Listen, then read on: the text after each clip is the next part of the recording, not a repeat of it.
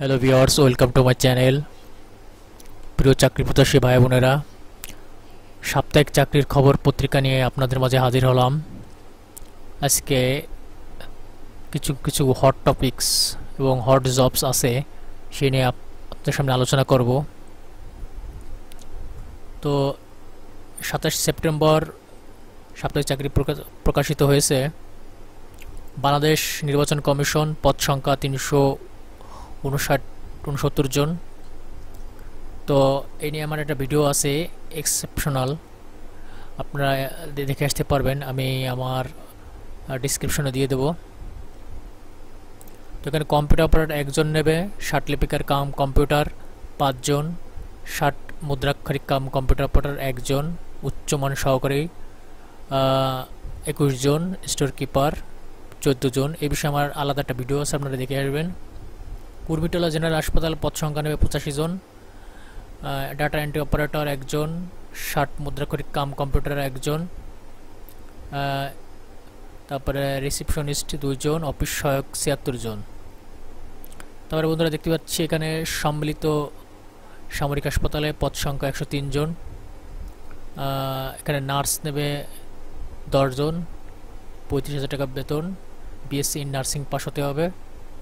তারপরে intensive care assistant 15 জন, operation theatre assistant 6 জন, medical assistant 21 জন, radiograph 30,000 টাকা বেতন 3 জন, পরিচ্ছন্নতা কর্মী 15,000 টাকা বেতন 6 জন, পরিচ্ছন্ন কর্মী পুরুষ 6 জন, ওয়ার্ড বয় 3 জন, ইমার্জেন্সি বয় বা ট্রলি বয় 21 জন, নিরাপত্তা প্রহরী 3 জন, বার্তাবাহক 3 জন।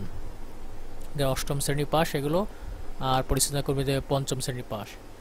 তো দেখতে পাচ্ছেন এখানে মেহেরপুর পল্লী বিদ্যুৎ সমিতি পদ সংখ্যা 72 জন, দ্য সিকিউরিটি প্রিন্টিং কর্পোরেশন পদ সংখ্যা 77 জন।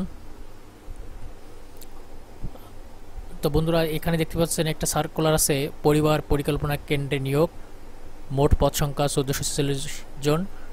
এটা একটা ভুয়া নিয়োগ, আমি বুঝতে পারি না কেন চাকরির পত্রিকায় এবং স্বনামধন্য পত্রিকায় এসব ভুয়া নিয়োগ প্রকাশ করা হয়।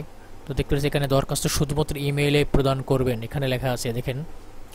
আপনারা এটা এড়িয়ে চলবেন, আমার যারা চাকরি প্রত্যাশী ভাই বোনেরা আছেন তারা এড়িয়ে চলবেন, এটা একটা ভুয়া নিয়োগ।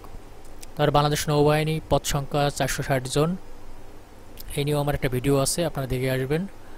তারপরে ভিউয়ার্স, এই আর একটা বিজ্ঞপ্তি, বাংলালিংক 4G নেটওয়ার্কে নিয়োগ, মোট পদ সংখ্যা, এটা একটা ভুয়া নিয়োগ, এটা কখনোই আপনারা দরখাস্ত করবেন না। এটা সিস্টেমটা এরকম যে যদি আপনি ইমেইলে আপনার সিভি পাঠান, তখন তারা আপনাকে ফোন করবে যে আপনি সিলেক্টেড হয়েছেন, আপনি এই মুহূর্তে কিছু টাকা পাঠান। আমার সাথে এরকমটা হয়েছিল। তো তখন আপনি টাকা পাঠালে তারপরে এরা ফোন নাম্বারটা করে দেয়। তো এটা থেকে সাবধান থাকবেন। তারপর সিভিল সার্জন গাইবান্ধা পদ সংখ্যা 101 জন, সামরিক চিকিৎসা সার্ভিস মহাপরিদপ্তর পদ সংখ্যা 40 জন, বাংলাদেশ কৃষি গবেষণা কাউন্সিল পদ সংখ্যা 18 জন, টিএমএস হার্ট সেন্টার, এটা এনজিও প্রতিষ্ঠান।